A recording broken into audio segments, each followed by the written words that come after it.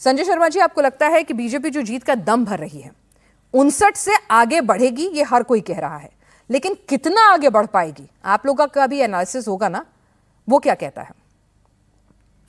देखिए, एनालिसिस साफ है। 2021 में भारतीय जनता पार्टी को जो सीटें मिली थी उसके पृष्ठभूमि में हम जाएंगे तो 2019 लोकसभा में भारतीय जनता पार्टी को 18 लोकसभा की सीटें प्राप्त हुई थी। उस कॉन्टेक्स्ट में आप देखिएगा, विधानसभा चुनाव में 77 सीटें भारतीय जनता पार्टी को प्राप्त हुई थी।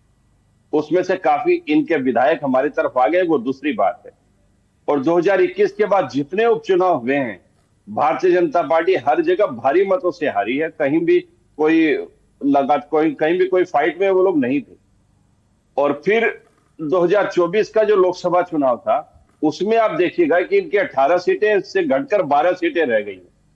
तो भारतीय जनता पार्टी के दोनों फेज में उसी कॉन्टेक्स्ट में सीटें रहेंगी और मुझे दूर दूर तक यह दिखता नहीं है कि इनकी सीटें कोई बढ़ने का कोई चांस है, बल्कि इनके 16-17 सीटें कम हो जाएंगी। ठीक है, वो 16 सीटें जो आप कम करने की बात कर रहे हैं वो कौन सी सीट होगी? मतलब किस रीजन से आएंगी? नॉर्थ बंगाल में 30 सीटें हासिल की थी बीजेपी ने 54 में से, तो कहां से, कौन से रीजन से आ रही हैं? क्योंकि ये वाले रीजन जो है sir, practically vote percentage, demography के हिसाब से, बॉर्डर से नेबरिंग एरिया, तमाम फैक्टर्स जो हैं वो बीजेपी को थोड़ी एडवांटेज दिलाते हैं समूचे बंगाल की कंपैरिजन में।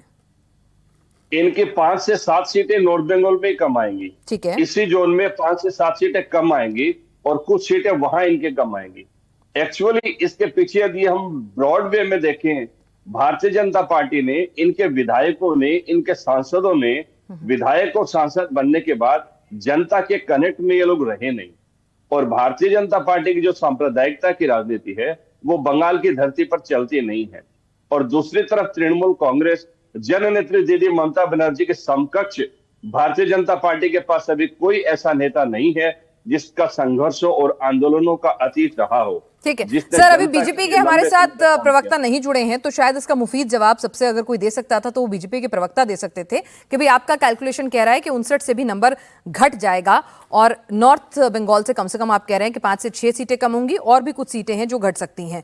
मोमिता कुछ कहना चाह रही है। मोमिता, ठीक है, बीजेपी को 59 को मिनिमम टू मिनिमम, अगर मैजिक फिगर 148 चाहिए तो यहां पर 94 मिनिमम चाहिए, यानी कि 35 तो लानी ही है। अब सवाल यह है कहां से लाएंगे? यहां पर संजय जी तो उल्टा 15 कम करवा रहे हैं। जाहिर सी बात है वो कम कराएंगे भी, विरोधी पार्टी हैं। मोमिता, शायद आपका ऑडियो ऑफ है, एक बार उसको अनम्यूट करें। So I'm audible now, right? Yes, you are. देखिए पिनाज, मैं आंकड़ा देकर बात करना चाहूंगी। जैसे कि अभी क्या है कि जो 294 सीट है इसमें आफ्टर SIR 190 SIR के दौरान 190 सीट्स गॉट अफेक्टेड। तो out of that 190 seats TMC को 111, फिर भाजपा को 68 एंड बाकी 10-12 सीट्स लेफ्ट कांग्रेस और अदर्स में गए थे। तो टीएमसी ना यहाँ से सब्सटेंशियली गेन किया था।